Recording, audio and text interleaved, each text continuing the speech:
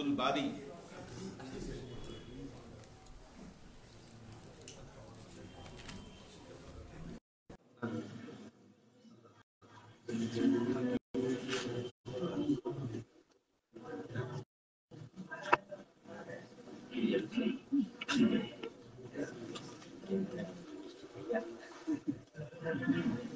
ইব্রাহিম খলিল,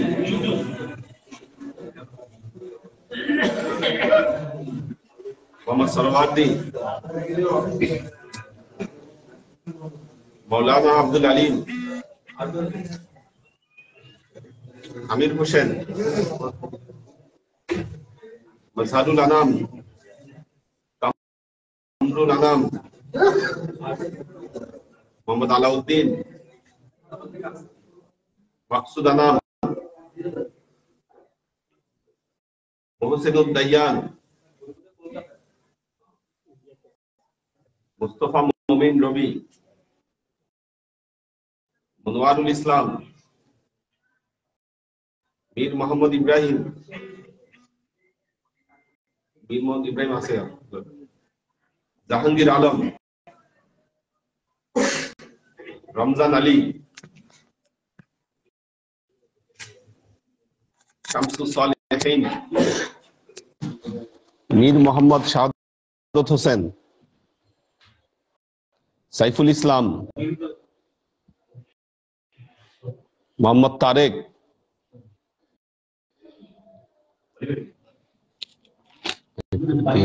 হ্যাঁ 4 5 6 দিচ্ছে উনি আসছে, হ্যাঁ ওটা দিয়ে দিতে হবে। আব্দুল বারী 4 5 6 7, আশিক মোস্তাজির, হ্যাঁ দিয়ে দিতে হবে এটা, হ্যাঁ মানে মোট পেলে 12 জন হলো আমাদের এই গ্রুপে, 7 জন। মোহাম্মদ আব্দুস সাত্তার, মশিউর রহমান, আব্দুল হাফিজ আছে, সৈয়দ নাসিমুল ইসলাম পটল, মোহাম্মদ ওমর শরীফ আসলে আজকে, কাউসার আলম আলাল, মুস্তফা কামাল পাশা, আবু সাইদ, কাজী মোহাম্মদ শফিকুল ইসলাম, মোহাম্মদ জামাল, নূর হোসেন, সেলিম রেজা মেরি, মোহাম্মদ আবু বকর, কোথায় নাই আবু বকর, শরীফুজ্জামান মিল্টন,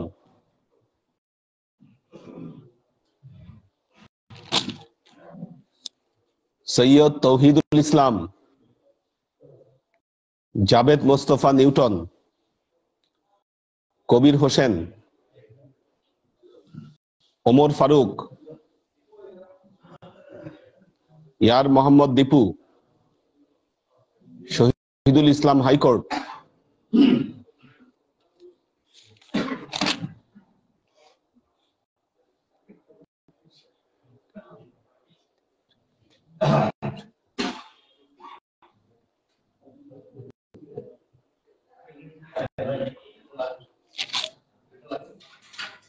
উপস্থিতি এই গ্রুপের খারাপ আজকে সবচেয়ে,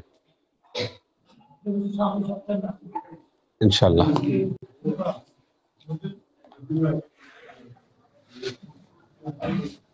বক্তব্য রাখেন।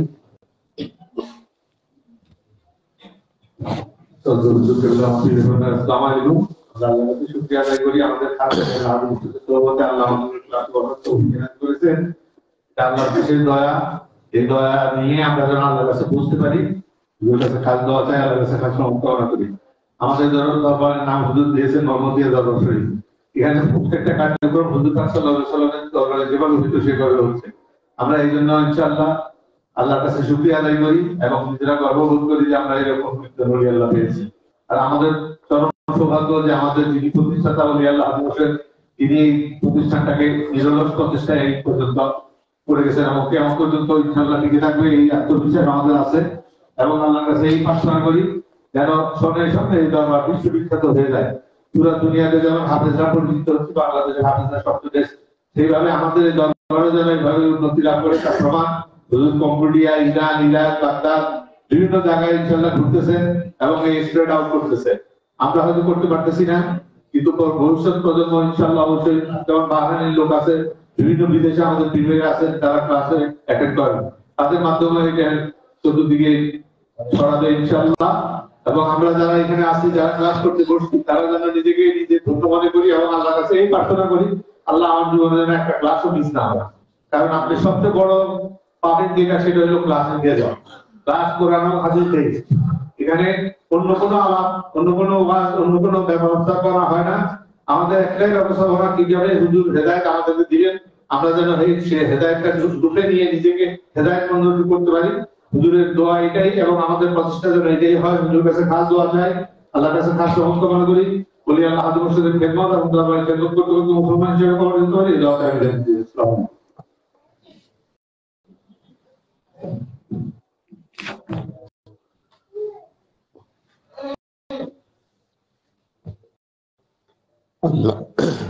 আলহামদুলিল্লাহ আলহামদুলিল্লাহ নাহমাদুহু ওয়া নাস্তাঈনুহু ওয়া নাস্তাগফিরুহু ওয়া নু'মিনু বিহি ওয়া নাতাওয়াক্কালু আলাইহি ওয়া নাউযু বিল্লাহি মিন শুরুরি আনফুসিনা ومن سيئات أعمالنا من يهد الله فهو المهتدي ومن يضلل فلن تجد له وليا مرشدا فنشهد أن لا إله إلا الله وحده لا شريك له ونشهد أن سيدنا وسندنا ونبينا محمدا صلى الله عليه وسلم الذي أرسله الله بالحق بشيرا ونذيرا وداعيا إلى الله بإذنه وسراجا منيرا. وقال الله تعالى في كلامه المجيد وفرقانه الحميد ما كان محمد أبا أحد من رجالكم ولكن رسول الله وخاتم النبيين وكان الله بكل شيء عليما. إن الله وملائكته يصلون على النبي يا أيها الذين آمنوا صلوا عليه وسلموا تسليما. صلى الله على محمد صلى الله عليه وسلم. صلى الله على محمد صلى الله عليه وسلم. صلى الله على محمد صلى الله عليه وسلم. আল্লাহর আশিক ও সালেক বৃন্দ, আমরা হাদিসুল আরওয়াহ খাজা মঈনুদ্দিন চিশতি রহমাতুল্লাহ আলাইহি পড়ছিলাম। তিনি তার জীবনের একটি ঘটনা বর্ণনা করেছেন। তার পীর খাজা ওসমান হারুনির সাথে তার যে সাক্ষাৎ হয়েছিল বাগদাদের জুনায়েদ বাগদাদি মসজিদে, উনি তাকে বেশ কিছু নির্দেশনা দিয়েছিলেন এবং এই নির্দেশনাগুলো তিনি পালন করলেন। একটি পর্যায়ে তিনি বললেন, কর এমান তামাম সুদ, আমার কাজ এখন শেষ হয়েছে। আমরা এই পর্যন্ত ছিলাম। যখন তার সামনে 18,000 মাখলুকাতকে তিনি প্রস্ফুটিত করে তুললেন, ঠিক কপালের মাঝখানে তিনি আঙ্গুল রাখলেন। আঙ্গুল রাখার পর জিজ্ঞাসা করলেন, তুমি এখন কি দেখতে পাচ্ছ? চেয়ে মিবিনি, গুফতাম হিজদা হেজার আলম, উনি বললেন আমি 18,000 জগৎ আমি দেখতে পাচ্ছি। হামিনকে ইন গুফতাম, যখন আমি এ কথা বললাম, ফারমুদ কে করে তু তামাম সুদ, উনি বললেন তোমার কাজ শেষ হয়েছে।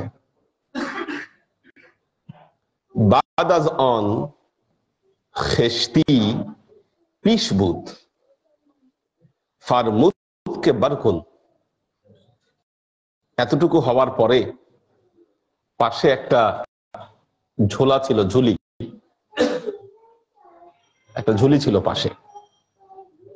উনি বললেন এই ঝুলিটা তুলো। আমি তুললাম। চুন বারকান্দাম মুশতিয়ে দিনার দিনারে জারবুদ গোফত বেবুর ওয়া ঈশানরা সাদকা কুন। ওই থলের ভেতরে এক মুষ্টি স্বর্ণ মুদ্রা ছিল। উনি বললেন তুমি এই স্বর্ণ মুদ্রাগুলো নাও এবং এগুলোকে সদকা করে দাও। তিনি এই নির্দেশ দেওয়ার পর সদকা কারদাম, আমি সেগুলোকে নিয়ে সদকা করে দিলাম। এক মুষ্টি স্বর্ণ মুদ্রাকে অনেক দাম ওই সময়, অত্যন্ত মূল্যবান জিনিস। উনি কি করলেন, এই স্বর্ণ মুদ্রাগুলোকে তিনি সদকা করে দিলেন। বাজ আমাদাম গুফত চাঁদ রোজ সোহবাতে মা বস, যখন আমি ফিরে আসলাম আমাকে বললেন কিছুদিন তুমি আমাদের সোহবতে অবস্থান করো, ওনাদের সোহবতে থাকতে বললেন। গুফতাম ফরমান বলাস্ত বেবাসাম, আমি বললাম আপনার আদেশ শিরোধার্য, আপনার আদেশ শিরোধার্য, আমি অবশ্যই আপনাদের সাথে আপনাদের সোহবতে কিছুদিন থাকবো।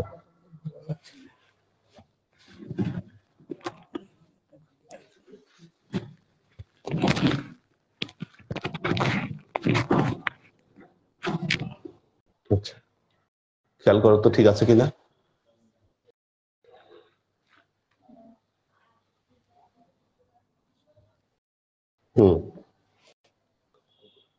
তো সোহবতে মাবস, তিনি বললেন আমাদের সোহবতে থাকো।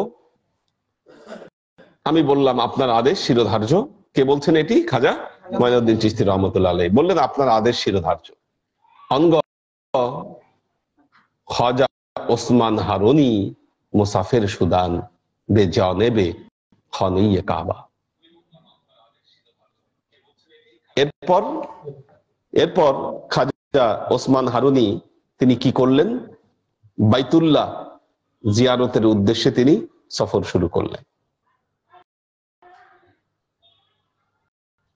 দেখুন ওই যুগে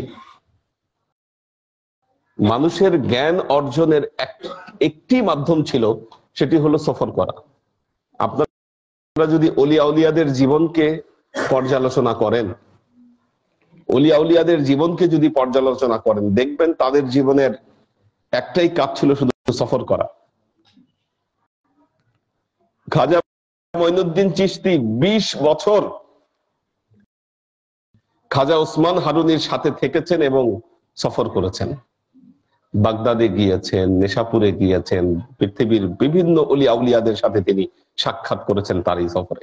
বাইতুল্লাহ জিয়ারত করেছেন, তারপর বাইতুল্লাহ থেকে আবার ফিরে এসে বাইতুল্লাহ থেকে আবার মদিনায় গিয়েছেন। শেখ সাদি রহমতুল্লাহ আলাইহি, আজকে আমরা যার শের দিয়ে প্রতিটি গজলে পড়া হয় বালাগাল ওলা বিকামালিহি কাশাফাত দুজা বিজামালিহি হাসুনাত জামিউ খিসালিহি সাল্লু আলাইহি ওয়া আলিহি। শেখ সাদি রহমতুল্লাহ আলাইহি 30 বছর তার জীবনে সফর করেছেন। 30 বছর। একটি বিখ্যাত সফরনামা আছে পৃথিবীতে, সবাই মোবাইল বন্ধ রাখেন, এই মোবাইল বাজাবার বেড়ে গেছে ক্লাসে। নাসের খসরু, বিখ্যাত সুফি। নাসের খসরু তিনিও তার জীবনে প্রায় 15 থেকে 20 বছর তিনি সফর করেছেন। নাসের খসরুর জীবন ছিল অদ্ভুত। তিনি ছিলেন আগে রাজ দরবারের কর্মচারী, বাদশার রাজ দরবারের কর্মচারী ছিলেন, অর্থনৈতিক সচিব ছিলেন তিনি। এবং ওনার সফরনামায় উনি লিখেছেন যে আমি ওই সময় শরাব খেতাম। সফরনামার মধ্যে উল্লেখ করেছেন আমি ওই সময় শরাব খেতাম। কুলুল হক ওয়ালাউ আলা আনফুসিকুম, উনি এটা উল্লেখ করেছেন যে সত্য বলা উচিত যদিও সত্য নিজের উপরে আসে। একদিন রাতে তিনি স্বপ্নে দেখলেন একজন আগন্তুক এসে তাকে বলছে যে নাসের খসরু, তুমি এই শরাব আর কতদিন খাবা? উনি বললেন আমরা যারা দরবারি কাজকর্ম করি তারা এই শরাব ছাড়া একদিনও আমরা টিকতে পারি না, আমরা থাকতে পারি না।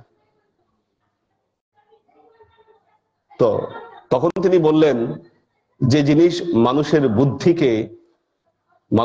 বুদ্ধিকে লোপ করে দেয় সেই জিনিস কখনো মানুষকে মুক্তি দিতে পারে না। তোমার অবশ্যই এমন কিছু খোঁজ করা উচিত যা তোমার বুদ্ধি বিবেককে বাড়িয়ে দিবে। উনি বললেন আমি এটা কোথায় পাবো? আগন্তুক বললেন জুয়ান্তে ইয়াবান্দে বাসাত, যারা খোঁজ করে তারা পায়। এই কথা বলে কাবার দিকে তিনি ইশারা করলেন, করে গায়েব হয়ে গেলেন। ঘুম থেকে উঠেই এরপর দিনই তিনি চাকরি থেকে ইস্তফা দিলেন, বাদশাহী চাকরি ছেড়ে দিলেন, ওই সচিবের চাকরি। মসজিদে গিয়ে 2 রাকাত নামাজ পড়লেন, তওবা করলেন, সফরে বের হয়ে পড়লেন। সফরনামায় নাসের খসরু ওনার লেখা। পরবর্তীতে তিনি ইসমাইলিয়া শিয়া যারা আছে তাদের নেতা ছিলেন। এখন বর্তমান আগা খান, প্রিন্স আগা খানের যে গ্রুপ, এই গ্রুপের প্রিন্স আগা খান এখন যে পোস্টে আছে উনি ওই পোস্টে ছিলেন। তার জীবনে বিরাট এক পরিবর্তন চলে আসে এর মাধ্যমে। তো এটা এজন্য বলছিলাম যে ওনাদের স্টাইলই ছিল এটা। তিনি সফর করতেন। শেখ সাদি বলছেন বেসিয়ার সফর বায়াত তা পোখতে সাবাত কমি সুফি না সাবাত সফি দারনা কে সাথে জমি। বলতেছেন বেসিয়ার সফর বায়াত তা পোখতে সাবাত কমি, মানুষের অবশ্যই বেশি বেশি সফর করা উচিত, না হলে বুদ্ধি বিবেকের পরিপূর্ণতা আসে না।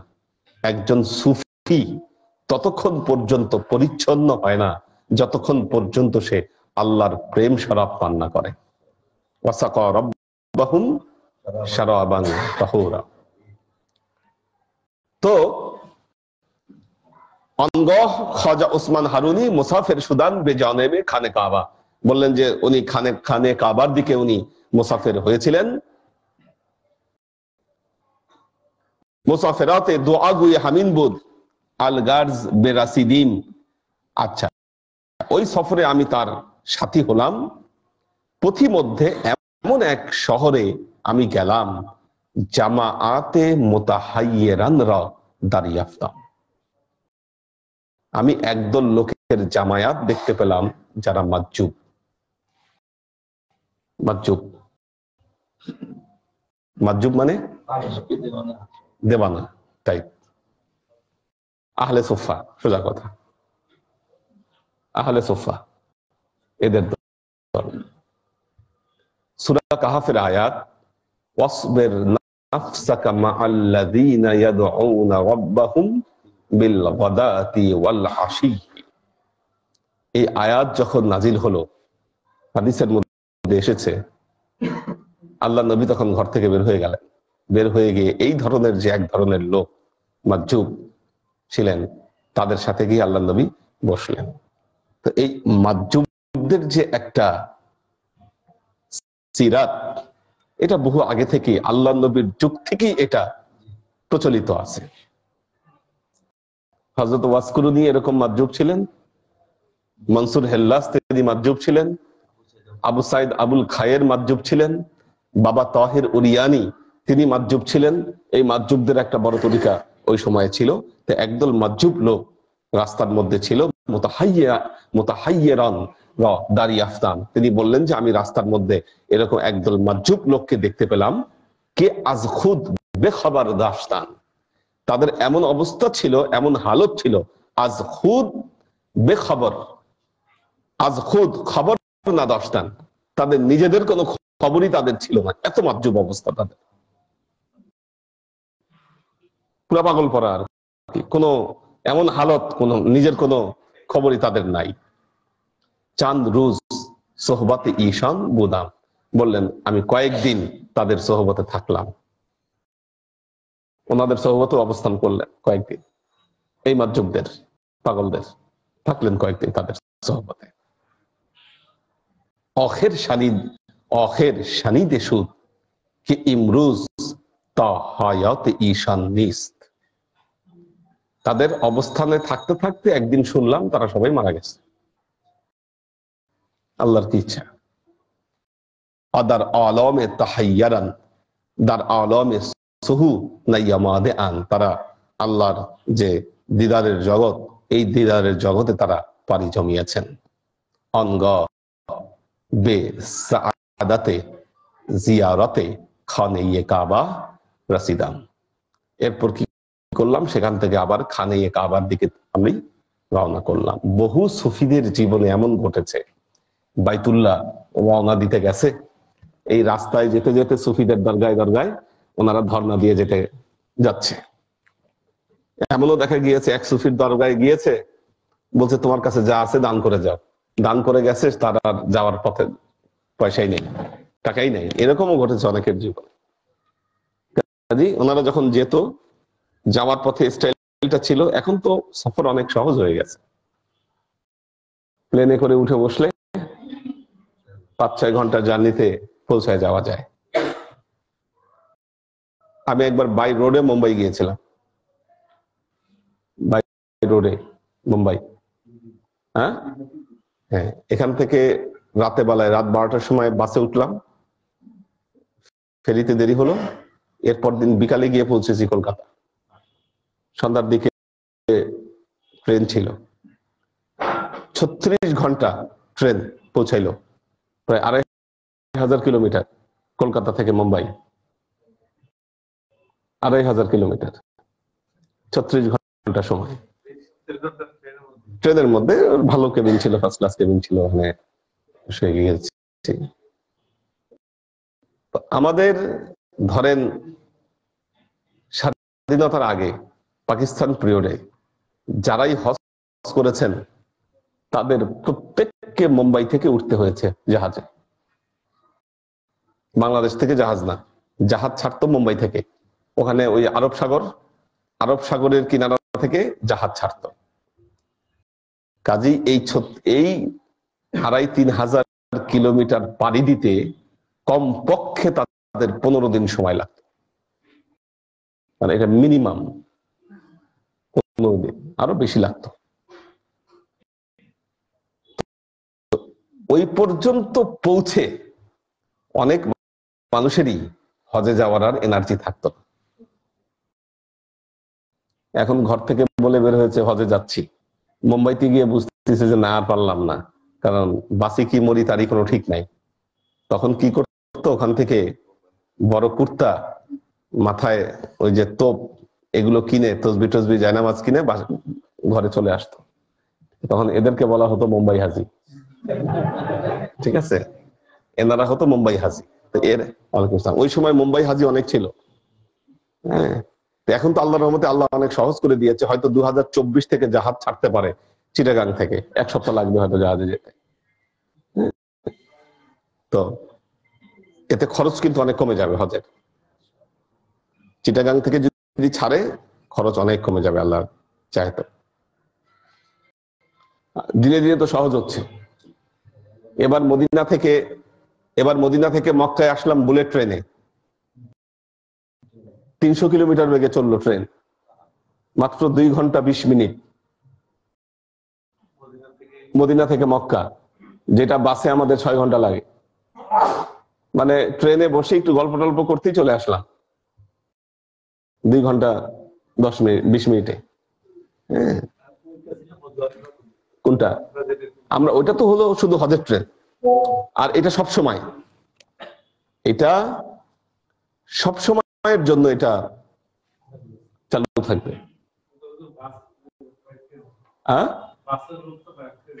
না, বাসের রুট এটা তো আবার একটু খরচটা বেশি, বাসে আবার খরচ কম। আবার আপনি গাড়ি ভাড়া করে গেলে তাও খরচ কত মনে হয়, আমার মনে হচ্ছে যেটা দেখলাম 250 রিয়ালের মতো আর কি। হজের সময় ধরে না একটু বাড়বে। 250 রিয়াল কত হয় পার পার্সন?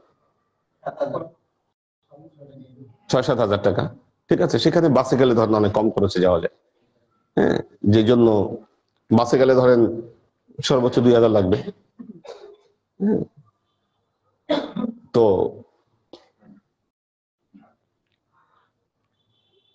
ওখান থেকে কি করলাম তিনি বললেন বেজিয়ারতে খানে কাবা রাসিদাম, কাবার জিয়ারতে গেলাম, জিয়ারতে গিয়ে কাবা ঘরে পৌঁছালাম। আনজা দাস্তে মারো বেগেরেফত অবে খোদায়ে তাআলা সেপুর, বাইতুল্লাহর সামনে খাজা ওসমান হারুনি আমার হাত ধরে আমাকে আল্লাহর হাতে সুপর্দ করে দিলেন। খাজা ওসমান হারুনি কিন্তু বাইতুল্লাহ মক্কাতেই তিনি ইন্তেকাল করেছিলেন, ওখান থেকে আর উনি ফিরেন নাই, এবং জান্নাতুল মুআল্লায় ওনাকে দাফন করা হয়েছে খাজা ওসমান হারুনিকে। হ্যাঁ, না ওইটা ওইটা মা আমেনার, ওটা মা আমেনার কবর। লাইভে যেটা দেখিয়েছে সেটা মা আমেনার কবর। তো বেখোদায়ে তাআলা সেপুর ওয়া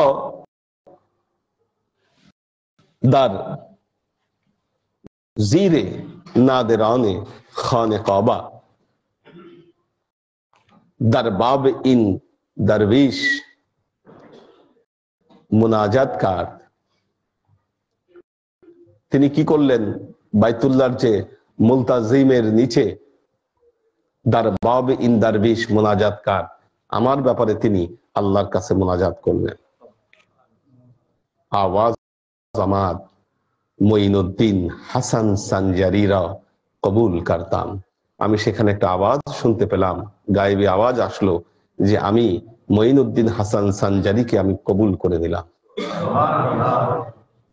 আজ অঞ্জা বস গাছতাম তার মদিনা মুনাওয়ারা, সেখান থেকে মদিনা মুনাওয়ারায় চলে আসলাম।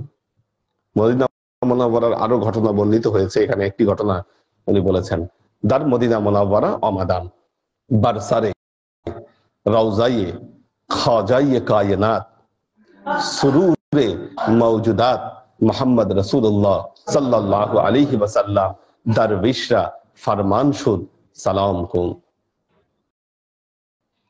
তিনি আমাকে নিয়ে গেলেন আল্লাহ নবীর দরগা মোহাম্মদ মুস্তাফা সাল্লাল্লাহু আলাইহি ওয়াসাল্লামের মদিনা মুনাওয়ারায় আল্লাহ নবীর রওজা মুবারকে আমাকে নিয়ে গেলেন।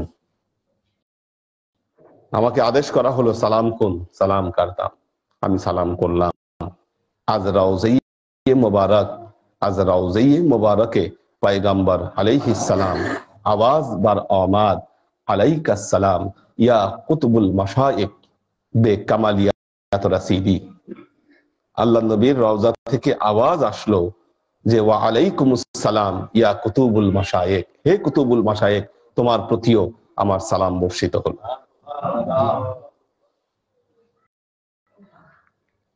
আব্দুর রহমান জমি দেখুন এখানে বলছেন যে আল্লাহ নবী সালামের উত্তর দিলেন, খাজা মঈনুদ্দিন চিশতি এই উত্তর শুনতে পেলেন। অনেকে বলবেন এটা কিভাবে পসিবল, এটা কিভাবে পসিবল? হ্যাঁ, যাদের অন্তর্দৃষ্টি খোলা রয়েছে, অন্তর্চক্ষু খোলা রয়েছে। আজকেই মাগরিবের সময় একটি আয়াত তেলাওয়াত করলাম, লাহুম কুলুবুল লা ইয়াফকাহুনা বিহা, আমি তাদেরকে অন্তর দিয়েছি, তাদের অন্তর আছে, অন্তরে কোনো কিছু অনুধাবন করে না। ওয়ালাহুম আ'য়ুনুন লা ইউবসিরুনা বিহা, চোখ আছে, চোখ দিয়ে কিছু দেখে না। ওয়ালাহুম আযানুল লা ইয়াসমাউনা বিহা, তাদের কান আছে, কান দিয়ে কিছু শুনে না।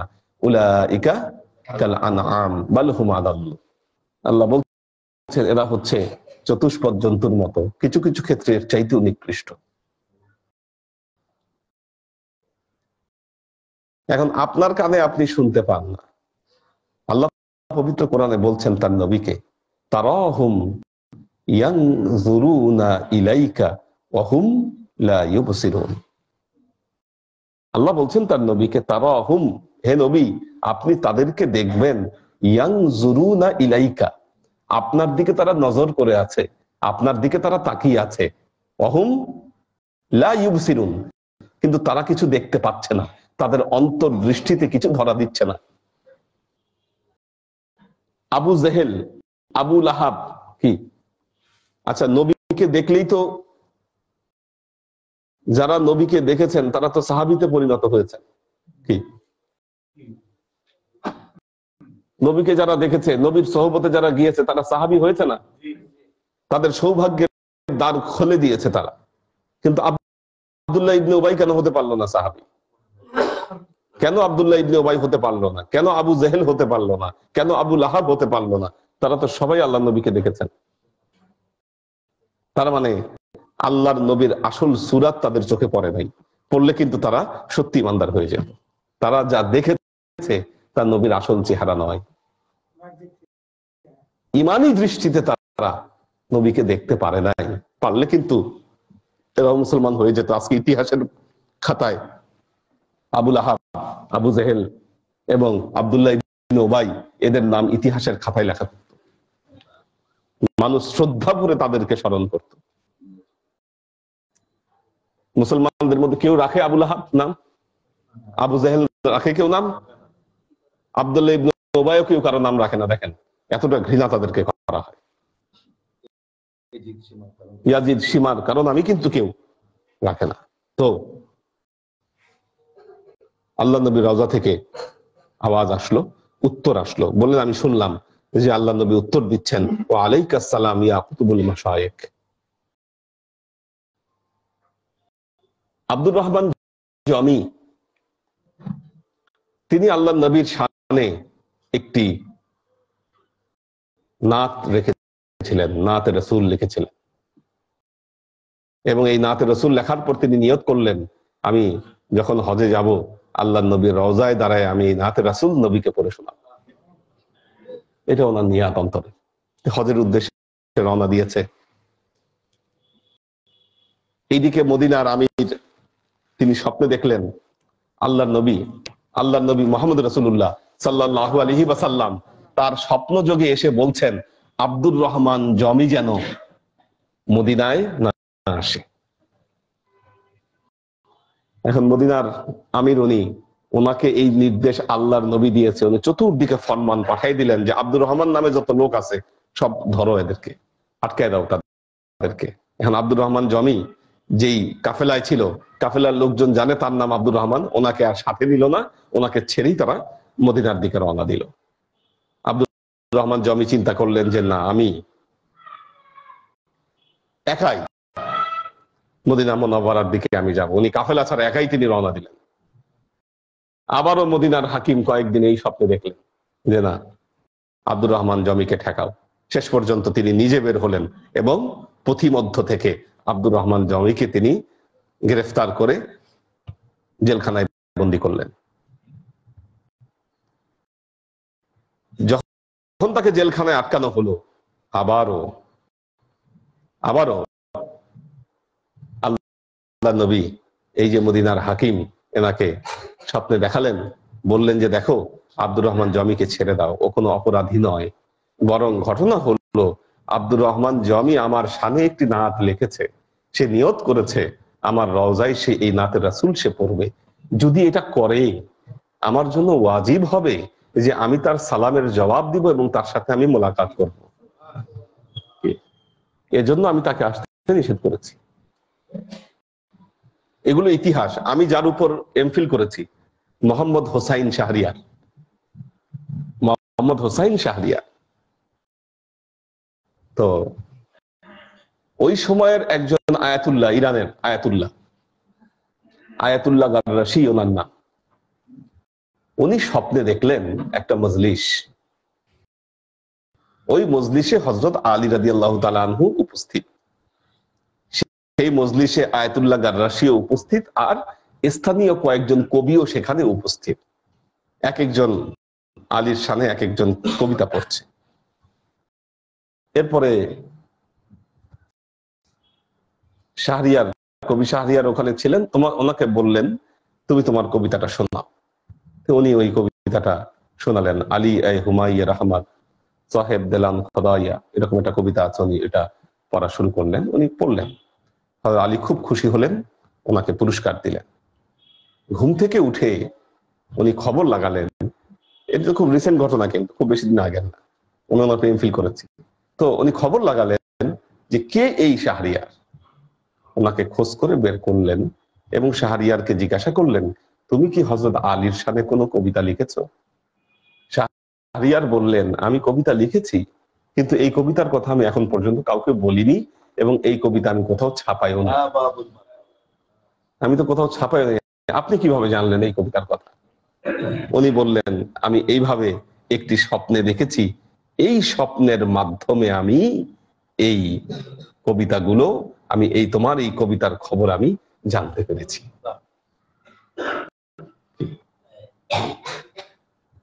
দেখুন, আমাদের বর্তমান যে যুগ, একটা কথা বলি সবসময় যে আগের যুগের অলি আউলিয়ারা চোখ বন্ধ করে বলে দিতে পারতেন কোথায় কি অবস্থা আছে। আজকে ডিজিটাল প্রযুক্তি আমাদেরকে এমন জায়গায় নিয়ে গেছে, এখানে বসে রাস্তার কোথায় কি অবস্থা এখান থেকে দেখে বলে দেওয়া যাচ্ছে। রাস্তার কোথায় কি অবস্থা দেখা যাচ্ছে। একটা জিনিস দেখবেন, ক্যালকুলেটর ব্যবহার করলে, যখন আপনি ক্যালকুলেটর ব্যবহার করবেন বেশি, মাথায় হিসাব করার অভ্যাস আপনার চলে যাবে, এটা কমে যাবে, আপনার শক্তি কমে যাবে। আপনাদের সময় যত ক্যালকুলেটর ছাড়া হিসাবের ব্যাপার স্যাপার ছিল, বর্তমান ছেলেপেলেদের ওই ব্যাপার স্যাপার নাই। ওরা কিছু হলেই দেখবেন ক্যালকুলেটর টানবে। আপনারা খাতায় লিখবেন, সাধারণত এটাই করেন যে খাতা কলমে লেখা শুরু করেন। আর বর্তমান ছেলেপেলেদেরকে কোনো কিছু হিসাব করতে দেন, পকেট থেকে অ্যান্ড্রয়েড বের করবে আগে, যে হিসাব করি। কেন? এই ব্যবহার কি করেছে, শক্তিটাকে নষ্ট করে দিয়েছে। প্রযুক্তি এমন জায়গায় নিয়ে গেছে কি, এবং এটা ভবিষ্যৎ বানিয়ে আছে যে মানুষের আর তখন ওই আধ্যাত্মিকতা বা কাশফের জায়গাটা আর থাকবে না। মানুষের প্রযুক্তি এমন জায়গায় মানুষকে নিয়ে যাবে। তো আত্মিক যে যোগাযোগ, এই জিনিসগুলো আমাদের কাছে অদ্ভুত মনে হয়, আমাদের কাছে মনে হয় কল্প কাহিনী এগুলো, কিন্তু এগুলো হক। কারামাতুল উলামা হাক্কুন, এটি জানতে হবে আপনাকে, বিশ্বাস করতে হবে। এটি ওলিয়া উলিয়াদের কারামত, এটি হক।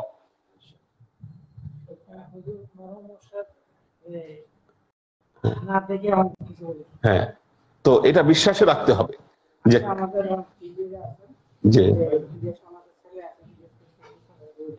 জি, তো কারামাতুল উলামা হাক্কুন, এই বিশ্বাস ভেতরে রাখতে হবে আপনাকে। এবং এই জন্যই মৌলানা রুমি বলছেন, করে পাকান রকিয়াস আজ খুদ মাগির গারচে মনাদ দার নেবেস্তানে শির ও শির। ওলিয়া উলিয়াদের সাথে নিজেদের তুলনা করো না। কি, ওলিয়া উলিয়াদের সাথে নিজেদের তুলনা করো না। তাদের যে হালত, তাদের যে অবস্থা, এটার সাথে তোমরা নিজেদের তুলনা করো না। এবং তিনি বলেছেন যে মৌমাছি এবং ভ্রমরা একই ফুল থেকে মধু সংগ্রহ করে। মৌলানা রুমি বলছেন, মৌমাছি এবং ভ্রমর একই ফুল থেকে মধু সংগ্রহ করে। মৌমাছি ফুলের রস দিয়ে মধু বানায়, আর ভ্রমরা ফুলের মস দিয়ে বিষ বানায়। একই ফুলে বসতেছে, একই ফুলের রস নিচ্ছে, একজন বিষ বানাচ্ছে, আরেকজন মধু বানাচ্ছে। এজন্য ওলিয়া উলিয়াদের সাথে আপনি যদি সাধারণ মানুষের তুলনা করেন, কি আপনার এই কিয়াস, আপনার এই তুলনা অবশ্যই ভুল হবে। আপনি যখন এটা মনে করবেন, কি এটা কোনো কথা হইলো, আল্লাহ নবী রওজায় গিয়ে সালাম দিছে আর নবী উত্তর দিয়েছে, এটা কিরকম কথা? এটা কি আপনি ভাবতে পারেন খানায় কাবায় গিয়ে দোয়া করলো, উপর থেকে আওয়াজ আসলো যে না কবুল কারদাম, কি? কিন্তু কারামাতুল উলামা হাক্কুন, মাথায় রাখতে হবে এটা। আল্লাহ নবীর ইন্তেকালের পরে একটি ঘটনা, যে হযরত আলী রাদিয়াল্লাহু তাআলা আনহু একদিন স্বপ্নে দেখলেন। লিঙ্কগুলো মিলান, দেখবেন যে সব মিলে যাবে। হযরত আলী রাদিয়াল্লাহু তাআলা আনহু স্বপ্নে দেখলেন যে মসজিদে নববীতে ফজরের নামাজ হলো, ফজরের নামাজ পর সবাই সালাম ফিরালো, একজন বুড়ি একটা বাটিতে করে কিছু খেজুর নিয়ে মসজিদে নববীতে প্রবেশ করলো। হযরত আবু বকর ছিলেন তখন মুসাল্লায়। যখন খেজুরের বাটি দিল, হযরত আবু বকর রাদিয়াল্লাহু তাআলা আনহু না আল্লাহ নবীর সময়ে স্বপ্নে দেখলেন, আল্লাহ নবীর সময়ে তিনি আল্লাহ নবীকে স্বপ্নে দেখলেন হযরত আলী।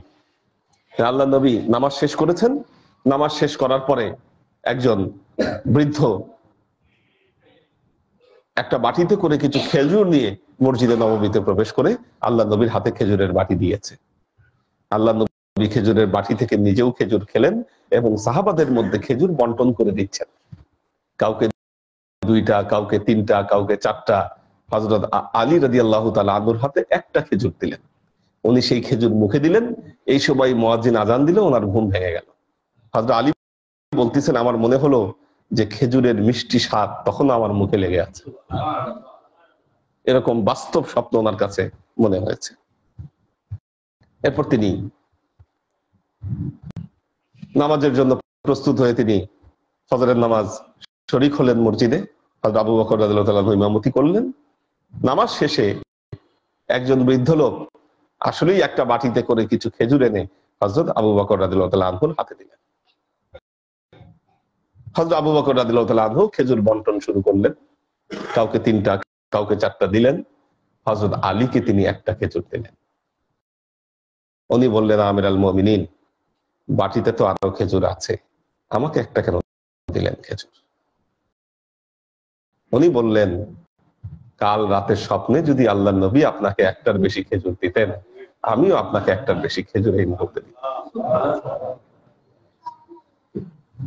এই জন্য কোরআন সংকলন থেকে শুরু করে নিয়ে যত পদক্ষেপ, যত স্টেপ পরবর্তীতে তারা নিয়েছেন, তারা এই কাশফের হালতের ভিত্তিতেই সিদ্ধান্তগুলো তারা নিয়েছিলেন। তাদের হালত যদি আমরা আমাদের সাথে তুলনা করি, এটা ভুল হবে। কারে পাকান রাকি আজ খুদ মাগির গারচে মাওনাদ দার নেবেশতানে শির ও শির। আল্লাহ নবীর রওজা থেকে আদেশ আসলো, আওয়াজ আসলো, আলাইকাস সালাম ইয়া কুতুবুল মাশায়েখ বার বেকামালিয়াত রাসিদি বাদ আজ আন দার শাহরে বদখশান আমাদা। বদখশান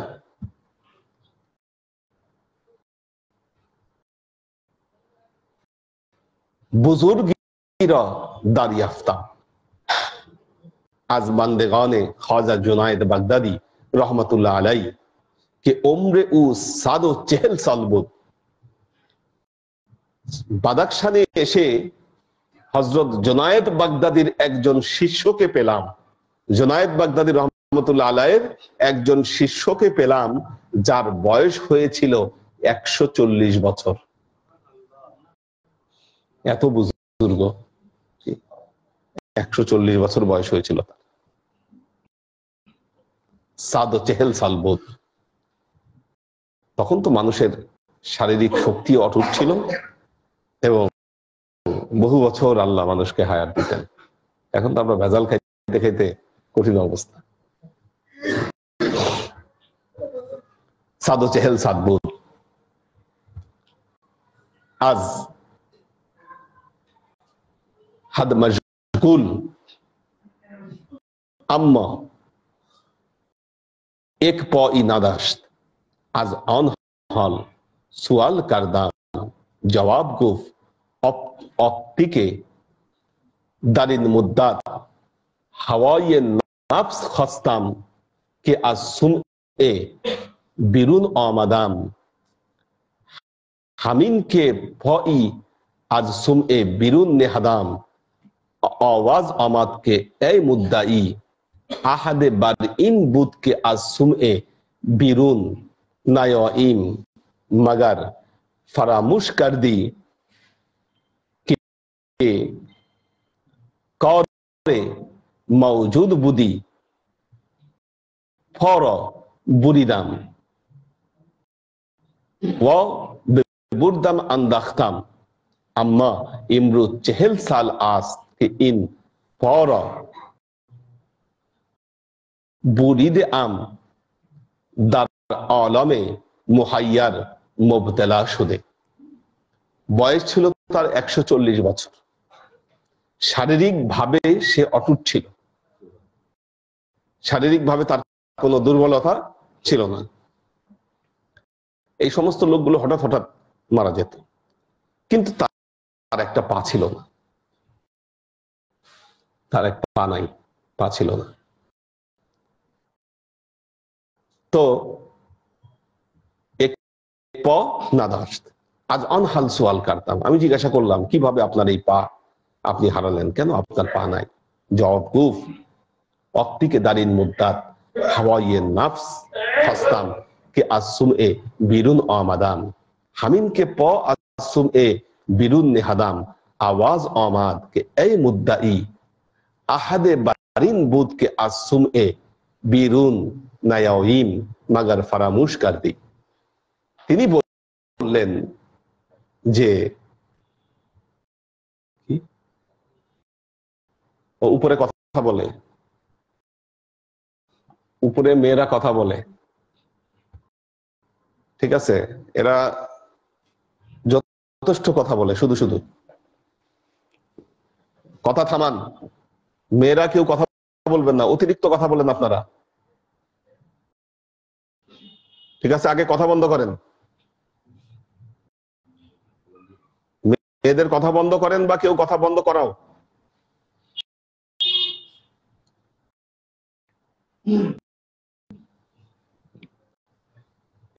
এই কথা বন্ধ করাইতে গিয়ে আবার কয়েকজন এখন কথা বলতেছে, ঠিক আছে? বিশেষ করে বড়রা। সমস্যা হলো সিনিয়ররা বেশি কথা বলে, বাচ্চারা দৌড়াদৌড়ি করবেই, বাচ্চারা থাকলে কথা বলবেই, সিনিয়ররা কথা বলে বেশি। আর সিনিয়ররা কথা বললে তখন জুনিয়ররাও এটার সাথে তাল দেয়। আচ্ছা, তিনি বললেন যে উনি ওনার একজন পীরের মুরিদ ছিলেন, তিনি তাকে নির্দেশ দিয়েছিলেন, একটা সাধনার নির্দেশ করেছিলেন, একটা জায়গা নির্দিষ্ট করে দিয়েছিলেন, বলেছিলেন যে তুমি এই জায়গা থেকে বের হবা না, এটা ওনার প্রতি নির্দেশ ছিল। কিন্তু ওই জায়গায় থাকতে থাকতে তিনি বিরক্ত হয়ে গেছেন, তার আর ভাল লাগতেছিল। দারিন মুদ্দাত হাওয়াইয়ে নফস খাস্তাম, তিনি আমি নফসের তাড়নায় আমি পড়ে গেলাম। আসুম এ বিরুন আমাদাম, এবং ওই যে সুম এ শব্দের অর্থ হচ্ছে, সুম এ শব্দটা এখানে ব্যবহার করেছে, সুম এ শব্দের অর্থ হলো, কয়েকটা অর্থ হয়।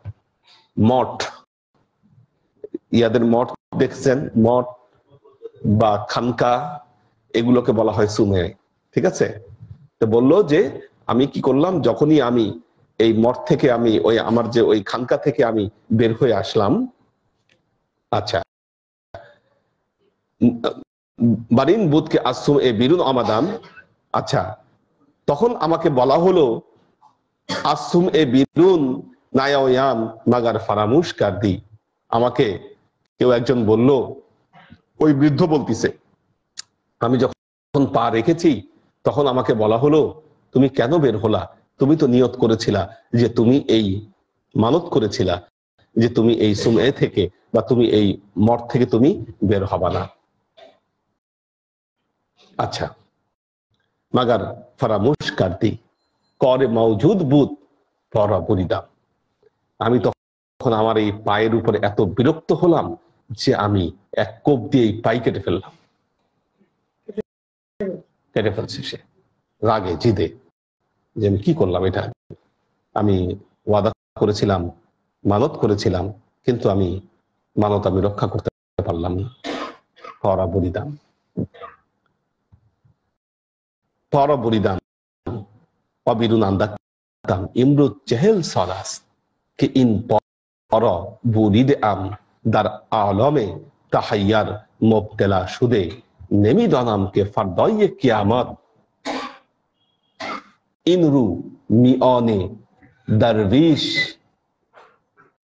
চেগুনে খাহাম নেমুদ অনগ অঞ্জ বাজ গাছতাম। এবং তিনি বললেন যে আমি এই পা কাটার পরে আধ্যাত্মিক জগতের সাথে আমার একটা সংযোগ হয়েছে, কিন্তু আমি এখন পর্যন্ত আজকে এই দীর্ঘ আমার জীবনের এতগুলো বছর আমি একটা অনুশোচনা নিয়ে আমি ভুগছি, কিভাবে কাল কিয়ামতের ময়দানে আমি আল্লাহর কাছে মুখ দেখাবো যে ওনার কাছে একটা ওয়াদা করে আমি রাখতে পারি নাই। এই যে তাদের হালত, এই যে তাদের হালত, যে আল্লাহর কাছে একটা সে ওয়াদা করেছিল, একটা মানত করেছিল, মানত করে সে সেটাকে রাখতে পারে নাই, পা যেহেতু সে বের করে দিয়েছে, এই জিদে সে তার পাই কেটে ফেলেছে, তারপরেও সে অনুশোচনায় আছে যে না কি হবে আমার কিয়ামতের দিবসে। ওনাদের আমল, ওনাদের কমিটমেন্ট এই পর্যায়ে ছিল। আমাদের এখন এগুলো হারিয়ে গেছে, অনেকেই অনেক কিছুই। মিলাদ আছে আমাদের মাকসুদ ওমর, ওনার ওয়াইফের জন্য কিছু বলেন। আমরা তো আলোচনায়, আপনার ওয়াইফ, হ্যাঁ শকত ভাই বলবে, বলুন বলুন। ও হ্যাঁ উনি বলুন, উনি হ্যাঁ বলুন, হ্যাঁ হ্যাঁ বলুন, আপনি বলুন বলুন।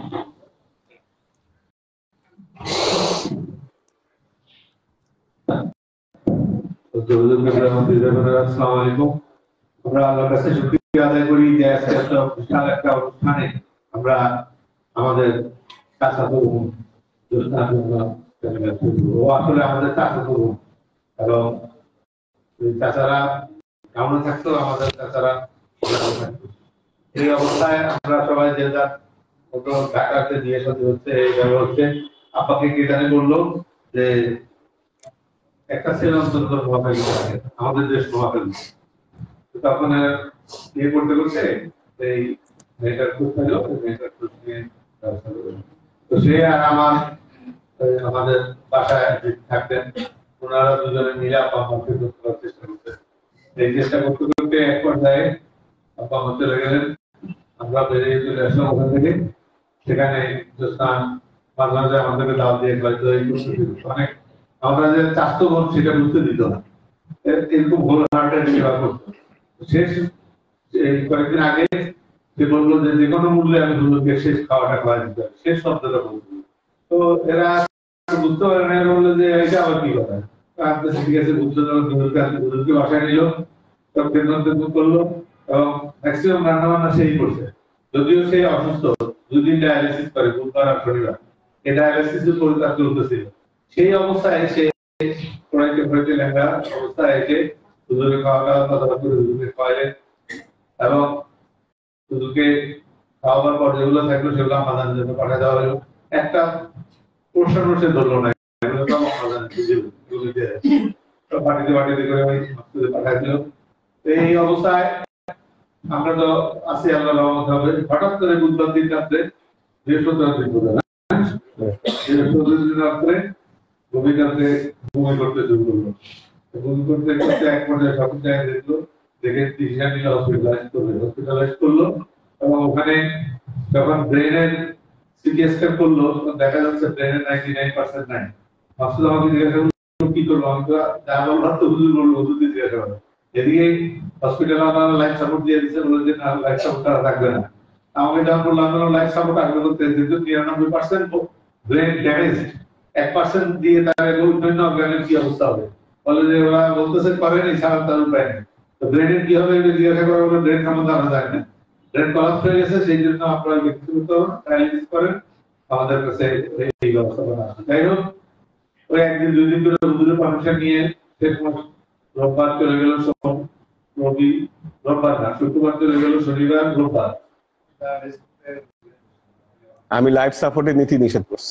হুজুর বলল যে আমি বলে আর যাই করেন লাইফ সাপোর্টে দিয়েন না। আর একটা কথা মাহমুদ ভাই বলছেন যে তারা শুক্রবারটা হারাইল, মানে শুক্রবারেই জানাজা হওয়ার কথা অবস্থা অলরেডি লাইফ সাপোর্ট দিয়ে দেখা যাচ্ছে যে কি করে 112 119 112 120 এটা হলো ডেমোক্রেসি করে দেখাচ্ছে আমাদের। আমি যা দেখলাম আর কি, যা বুঝলাম, তো ওই করে তারা টাকা আদায় করার চেষ্টা করতেছিল। যাই হোক শেষ মেশে মাসুদ চিন্তা করলো যে শেষ চেষ্টা করে দেখি নিয়ে স্যারদের হসপিটালে যে 60-70 ওখানে নিয়ে যায়। ওখানে নিয়ে ঢুকতে আর ঢুকার আগে ওদের সাপোর্ট খুলে ফেলছে। তো লাইফ সাপোর্ট খোলার পরে কিছু কিসমিস করে তাকাইছে আর দুই হাত তুলে কিছু বন্ধু ছিল এই অবস্থায় আল্লাহ নিয়ে গেছে তাকে। তো সাংঘাতিক কষ্ট করছে জীবনে এবং মানুষের সেবা দিয়ে সেবার কোনো বদলা নেওয়ার চিন্তা চেতনা তার ছিল না। সে মানুষকে সেবা করতে পারলে ভাবতো যে ঘটে যাইতাম আমরা কিছু একটা খান, একটা বিস্কুট খান, একটা কিছু না কিছু খান না খেয়ে বাসা থেকে বাইরে দিয়ে দিত না।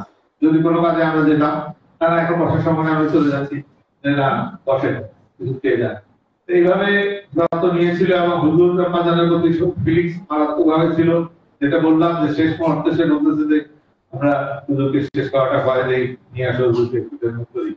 তো তার মনে হয়তো জানা হয়ে গেছিল যে সে আর সুযোগ পাবে না এবং কতগুলো টাকা জমাইতেও বিভিন্ন জায়গায় সব বলছে যে সব বন্ধ করে দেওয়া আর চেষ্টা করে না। এরা তো বুঝে না, এরা মনে করছে আবেগের কথা, কিন্তু আসলে তো বাস্তবিক হুজুরের শিক্ষা থেকে যেটা আমরা জানি যে 40 দিন আগে মাইয়েরকে জানা দেওয়া হয় তোমার মৃত্যু আসলে সেই অবস্থায় সে কার্যক্রম করতে হুজুরের খেদমত দরবার খেদমত নির্ভর করার চেষ্টা করছে। হুজুরের কাছে কাজ দোয়া চাই, আল্লাহর কাছে কাজ সমর্থন করি। আল্লাহ যেন তার মধ্যে দিনের সমস্ত গুনাহ মাফ করে তাকে জান্নাতুল ফেরদাউস নসিব করে।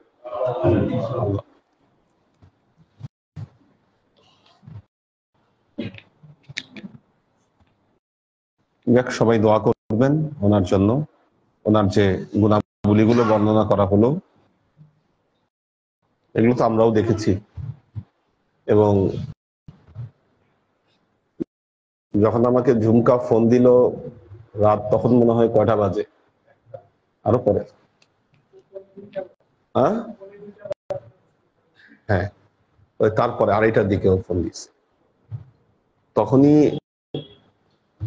আমার মন বলেছে যে না, আর কোনো উপায় নেই। এই জন্য তখন ঝুমকাকে বললাম যে আর যাই কিছু করুক যেন লাইফ সাপোর্টে না নেয়। বৃহস্পতিবার রাত, আজকে জুমায় একটা হাদিস বলেছি যে মাম্মাতা ফি লাইলাতিল জুমআ, জুমার রাত অথবা জুমার দিন, আও ফি ইয়াউমিন, জুমার রাত অথবা জুমার দিনে যে ইন্তেকাল করে আল্লাহ তার কবরের আযাব থেকে তাকে রেহাই দেয়। আল্লাহু মিন ফিতনাতিল কবর।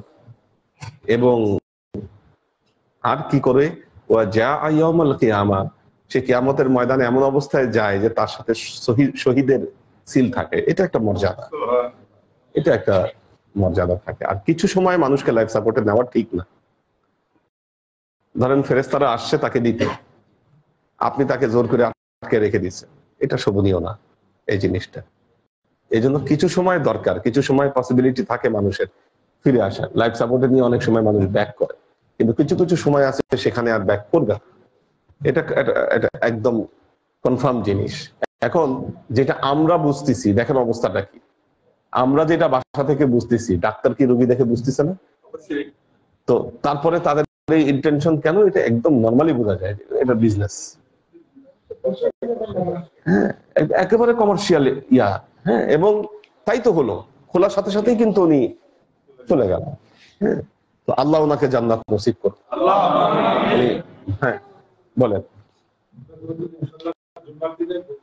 জি জি জি জি জি, আল্লাহ কবুল করুন, আল্লাহ কবুল, আশা করা যায় ইনশাআল্লাহ, ইনশাআল্লাহ আল্লাহ কবুল করুন ওনাকে। সবাই সূরা ফাতিহা 7 বার, সূরা ইখলাস 9 বার, দরুদ শরীফ 11 বার।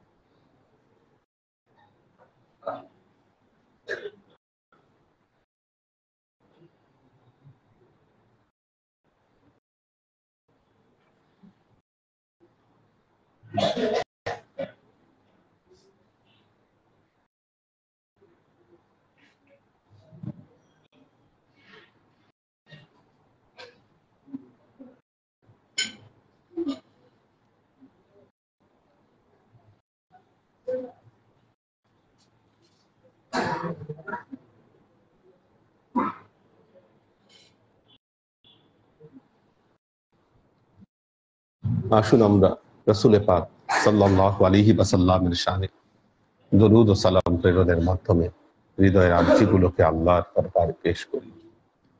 وأشرق البدر علينا واقتفت منه البدور مثل حسنك ما رعينا قط يا وجه السرور صلى الله على محمد صلى الله عليه وسلم الله على محمد صلى الله عليه وسلم صلى الله على محمد صلى الله عليه وسلم يا حبيبي يا محمد يا عروس الخافقين يا مؤيد يا ممجد يا إمام القبلتين صلى الله عليه وسلم صلى الله على محمد صلى الله عليه وسلم صلى الله على محمد صلى الله عليه وسلم ما رأينا عيسى حناد بالسور إلا إليك والغمام هلك ظلت والملا صلوا عليه صلى الله على محمد صلى الله عليه وسلم صلى الله على محمد صلى الله عليه وسلم صلى الله على محمد صلى الله عليه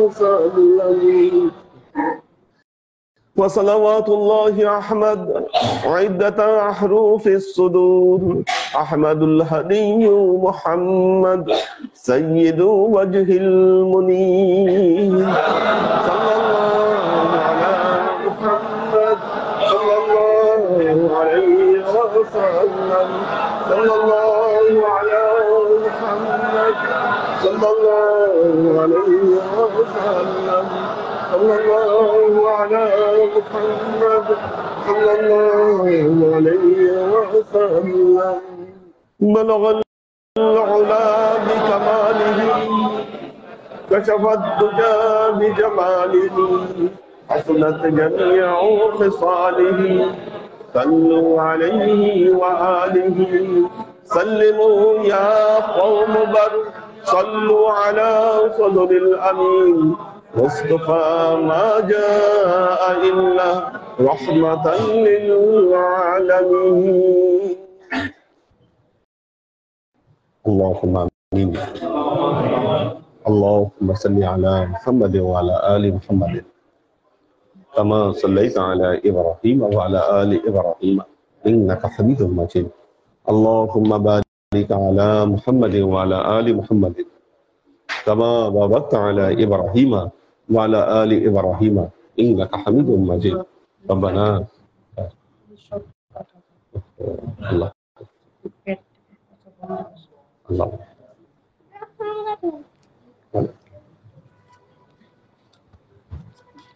ربنا لا تزغ قلوبنا بعد إذ هديتنا وهب لنا من لدنك رحمة إنك أنت الوهاب اللهم إنك عفو تحب العفو فاعف عني يا غفور رحيم الودود اللهم نور قلوبنا بنور الإيمان ونور قلوبنا بنور الإسلام ونور قلوبنا بنور الإحسان وزين أخلاقنا بنور محمد صلى الله عليه وسلم اللهم إنا نسألك علما نافعا رزقا واسعا عملا مقبولا شفاء من كل داء قلبا خاشعا ذهنا ذاكرا إيمانا كاملا توبة قبل الموت راحة عند الموت ونجاة بعد الموت اللهم إنا نسألك رحمتك في كل درجة فلاح في كل أمر ونعوذ بك من الشرك والشك والنفاق والبدعة ومن كل وسوسة الشيطان يا الله يا رحمن يا الله আমরা এতক্ষণ তোমার দরবারে যে সমস্ত আমলকে উপস্থাপন করলাম তোমার প্রিয় হাবিব হযরত মুহাম্মদ মুস্তাফা সাল্লাল্লাহু আলাইহি ওয়াসাল্লামের শানে যে দরুদ ও সালাম পেশ করলাম ত্রুটি মুক্ত ভাবে এই আমলগুলোকে তুমি আমাদের তরফ থেকে কবুল করে নাও। তুমি আমলের যা আমাদের প্রিয় নবী হযরত মুহাম্মদ মুস্তাফা সাল্লাল্লাহু আলাইহি ওয়াসাল্লামের শানে তুমি পৌঁছে দাও। আল্লাহ আমাদের নবীর পরিবার বর্গের কাছে তুমি এর যাজাকে পৌঁছে দাও। এই দুনিয়ার সমস্ত আম্বিয়ায়ে কেরাম, সাহাবায়ে কেরাম, তাবেঈন, তাবেঈন, ওয়ালি আউলিয়া, গাউস, কুতুব, আমাদের মা বাবা, ভাই বোন, আত্মীয় স্বজন, এই দরবার থেকে যতগুলো ভাই বোন চলে গেছে সবার রুহে আল্লাহ তুমি এর যাজাকে পৌঁছে দাও। বিশেষ করে আল্লাহ আজকে আমরা যার জন্য এই মিলাদ মাহফিলের আয়োজন করলাম আল্লাহ তুমি তার রুহে এর যাজাকে তুমি পৌঁছে দাও। আল্লাহ তুমি তার পূর্বাপর জীবনের সমস্ত ত্রুটি বিচ্যুতি গুলোকে তুমি মাফ করে দাও।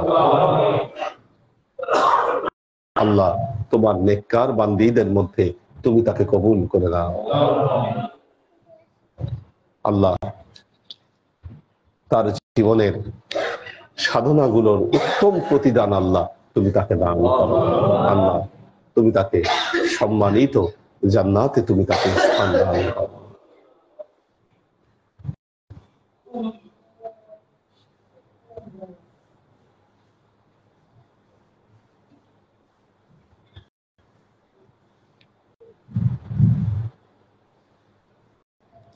আল্লাহ তুমি আমাদের জীবন থেকে সমস্ত অভাব, অভিযোগ, বালা, মুসিবত, দুঃখ, কষ্ট, রোগ শোককে দূরীভূত করে দিয়ে দৃঢ় হস্তে তোমার দ্বীনের খেদমতের তৌফিক তুমি আমাদেরকে দান করো। আজীবন যেন তোমার হেদায়েতের পথে প্রতিষ্ঠিত থাকতে পারি সে তৌফিক তুমি আমাদেরকে দান করো। সুবহান রাব্বিকা রাব্বিল ইজ্জাতি আম্মা ইয়াসিফুন সালামুন আলাল মুরসালিন আলহামদুলিল্লাহি রাব্বিল আলামিন ওয়াজআল আখিরু কালিমাতিনা ইনদাল মাউত লা ইলাহা ইল্লাল্লাহু মুহাম্মাদুর রাসূলুল্লাহ।